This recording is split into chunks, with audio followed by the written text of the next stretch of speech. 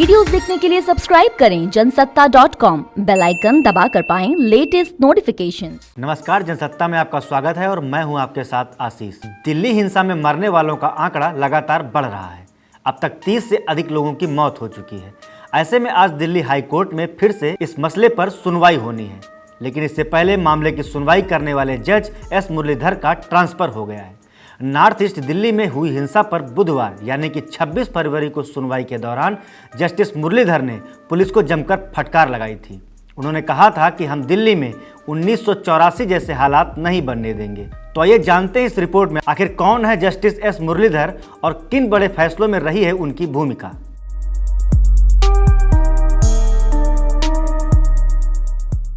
Justice Muralidhar ने 1987 में supreme court और दिल्ली हाई कोर्ट में वकालत शुरू की थी। साल 2006 में उन्हें दिल्ली हाई कोर्ट में जज नियुक्त किया गया था। वे सांप्रदायिक हिंसा और व्यक्तिगत स्वतंत्रता को लेकर सख्त टिप्पणियों के लिए जाने जाते हैं। साथ ही वह बिना फीस के केस लड़ने के लिए भी चर्चित रहे हैं। इनमें भोपाल गैस त्रासदी और नर्मदाबाद पीड़ितों के केस भी शामिल हैं। जस्टिस मुरलीधर ने उत्तर प्रदेश के हाशिमपुरा हिंसा में दोषी पीएससी जवानों को भी सजा सुनाई थी। इसके अलावा 1984 दंगा केस में कांग्रेस नेता सज्जन सिंह को भी दोषी ठहराया था। वह समलैंगिकों के साथ भेदभाव पर फैसला देने वाली बेंच में भी शामिल रहे हैं। दिल्ली हाई कोर्ट का जज रहते हुए उन्होंने कई बड़े फैसले सुनाए थे। इसके अलावा वो दिल्ली हाई कोर्ट की उस पीठ का भी हिस्सा थे जिसने पहली बार 2009 में नाज फाउंडेशन मामले में समलैंगिकता को कानूनी जामा पहनाया था। यही नहीं, मुरलीधर राष्ट्रीय मानवाधिकार आयोग और भारत निर्वाचन आयोग के वकील भी रह चुके हैं। दिल्ली हाई कोर्ट में जज बनने से पहले दिसंबर 2002 से मई 2006 तक वे विधि आयोग के सदस्य भी रहे थे। मुरलीधर को 2003 में दिल्ली विश्वविद्यालय द्वारा पीएचडी से सम्मानित किया गया था। वह अगस्त 2004 में लेक्सिस नेक्सिस बटवर्थ प्रकाशित द्वारा एक पुस्तक law, poverty and legal at the access to criminal justice के लेखक भी हैं।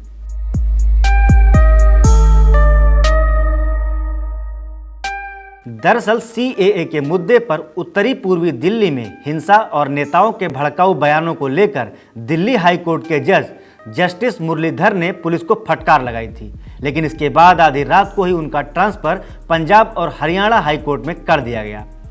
कानून मंत्रालय ने बुधवार देर रात उनके तबादले का नोटिफिकेशन जारी कर दिया, जिसमें कहा गया कि राष्ट्रपति रामनाथ कोविंद ने chief justice of India SA Bobde के साथ विचार विमर्श के बाद यह फैसला लिया है। आपको बता दें कि इससे पहले 12 फरवरी को ही सुप्रीम कोर्ट के कॉलेजियम ने जस्टिस मुरलीधर समेत 3 जजों के ट्रांसफर की सिफारिश कर दी थी, जिसे अब मंजूर किया गया है। हालांकि ट्रांसफर की सिफारिश का विरोध करते हुए बार एसोसिएशन ने आग्रह किया था कि इस पर फिर से विचार किया जाए। एसोसिएशन का कहना है कि ऐसे ट्रांसफर से न्यायिक व्यवस्था में आम लोगों का मुकदमेबाजी में विश्वास कम होता है और इससे हमारे संस्थान की गरिमा पर प्रभाव पड़ता है।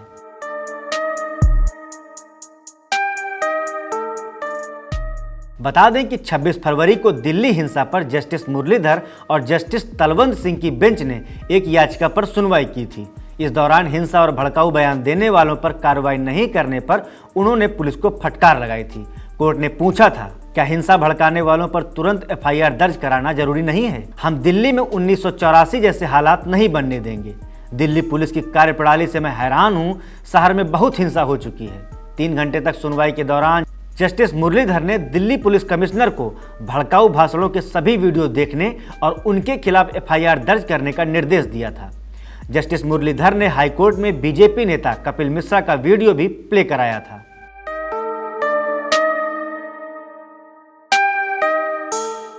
वहीं कांग्रेस ने जस्टिस मुरलीधर के ट्रांसफर को लेकर मोदी सरकार पर निशाना साधा है। पार्टी प्रवक्ता रणदीप सुरजेवाला ने कहा है कि यह बीजेपी सरकार के हिट एंड रन और नाइंसाफी का बेहतर उदाहरण है। यह बदले की राजनीति है। सरकार ने भड़काऊ भाषण देने वाले अपने नेताओं को बचाने के लिए जस्टिस मुरलीधर का ट्रांसफर कर दिया है। ऐसा लगता है कि जो न्याय के लिए आवाज उठाएगा उस पर कार्रवाई जरूर होगी।